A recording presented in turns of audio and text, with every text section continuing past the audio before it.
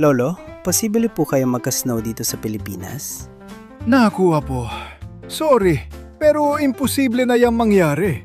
Bakit po? Iba na kasi ang aksis ng mundo.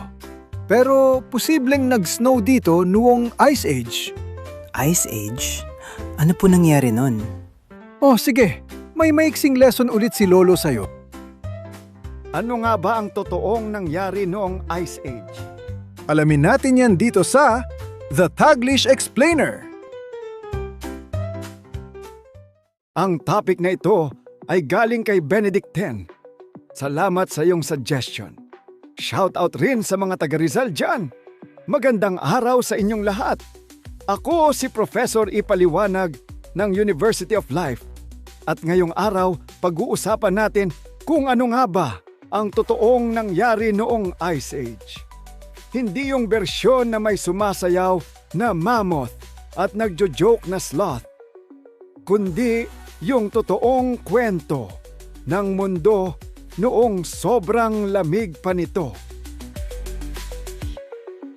Alam ninyo, kapag naririnig natin ang Ice Age, parang iniisip natin isang mahabang panahon lang na sobrang lamig. Pero ang totoo, hindi lang isa. Marami pong Ice Ages ang nangyari sa kasaysayan ng mundo. Ang pinaka-recent ay nagsimula mga 2.6 million years ago at natapos mga 11,700 years ago. You heard it right, class. Sobrang tagal na panahon na po. Ngayon, ano nga ba ang Ice Age? Simple lang. Ito ay panahon kung saan bumababa ang temperatura ng Earth at lumalaki ang ice sheets o glaciers. Pero teka, bakit nga ba nagkakaroon ng Ice Age?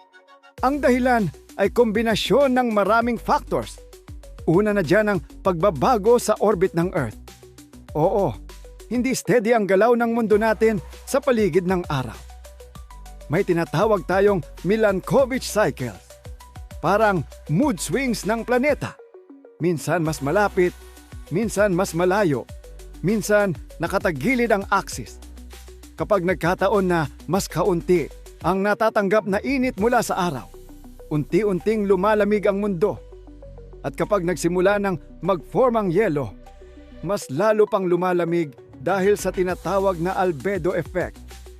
Ibig sabihin, ang yelo ay nagre-reflect ng sunlight, kaya mas kaunting init ang naa-absorb ng Earth. Ngayon, ano ang itsura ng mundo noong Ice Age? Aba, kakaiba. Malalaking bahagi ng North America, Europe at Asia ay natatakpan ng glaciers. May mga lugar na hanggang ilang kilometro ang kapal ng yelo. Isipin mo, kung may bahay ka noon, baka nasa ilalim na siya ng ice. Parang frozen real estate. Pero hindi ibig sabihin buong mundo ay puro yelo. May mga lugar pa rin na medyo livable. Dito nanirahan ng mga sinaunang tao at hayop. At dito papasok ang mga bida ng Ice Age.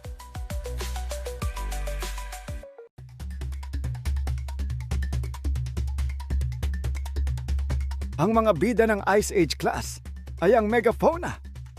Ito yung mga malalaking hayop tulad ng woolly mammoth, parang elephant na may winter coat.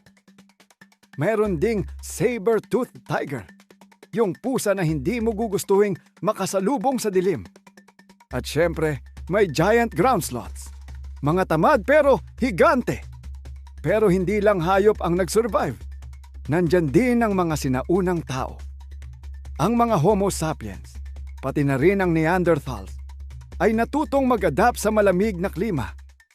Natuto silang gumawa ng damit mula sa balat ng hayop, gumawa ng apoy, at magtayo ng mga simpleng tirahan. Dito mo makikita, kahit gaano kalamig ang sitwasyon, ang tao ay marunong mag-adjust.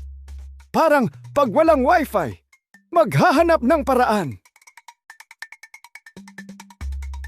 Ngayon, bakit natapos ang Ice Age? Hindi ito biglang nawala na parang magic. Unti-unti itong nag-warm up dahil sa pagbabago ulit ng orbit ng Earth at pagtaas ng greenhouse gases tulad ng carbon dioxide. Habang umiinit ang mundo, natunaw ang glaciers, tumaas ang sea levels, at nagbago ang landscape ng Earth. Dahil dito, maraming hayop ang hindi nakasurvive. Ang woolly mammoth halimbawa ay tuluyang nag-extinct. May debate pa rin kung dahil ba ito sa climate change o sa pangangaso ng tao o combination ng dalawa. Isa pang interesting na nangyari, dahil sa pagkatunaw ng yelo, nabuo ang mga ilog, lawa at mga anyong lupa na meron tayo ngayon. Kaya kung naglalakad ka sa park o tumitingin sa bundok, baka ang hugis niyan ay dahil sa Ice Age. At alam niyo ba, kahit wala na tayo sa Ice Age, may natitira pa ring glaciers ngayon. Yes, you heard it right. Meron pa sa Antarctica at Greenland. Nandyan pa rin ang malalaking ice sheets. Pero dahil sa climate change ngayon, unti-unti silang natutunaw. At ito ay isang malaking concern sa modernong panahon. Sa puntong ito, mahalaga ring maging mulat tayo sa kasalukuyang kalagayan ng ating klima. Bagamat ang Ice Age ay resulta ng natural na proseso, ang nararanasan nating matinding init ngayon ay mas pinabilis ng gawain ng tao, tulad ng labis na paggamit ng fossil fuels, pagkalbo ng kagubatan, at polusyon. Bilang bahagi ng mundong ito, may responsibilidad tayong pangalagaan ang ating kapaligiran sa pamamagitan ng mga simpleng paraan gaya ng pagtitipid ng enerhiya, tamang pagtapon ng basura, at pagsuporta sa mga programang pangkalikasan. Makakatulong tayo upang mabawasan ang epekto ng climate change. Ang kaalaman ay mahalaga, ngunit higit na mahalaga ang pagkilos upang mapanatili ang balanse ng ating planeta para sa susunod na henerasyon. Kaya kung iisipin mo, ang Ice Age ay hindi lang kwento ng nakaraan. May koneksyon ito sa present.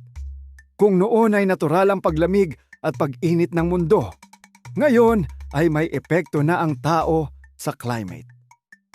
Ako si Professor Ipaliwanag at tandaan ninyo, ang mundo ay patuloy na nagbabago. Bawat tao ay may responsibilidad na alagaan ito. Subscribe na para sa Daily Dose of All Things Pinoy videos. Ako si Prof. Ipaliwanag and this is the Taglish Explainer Channel.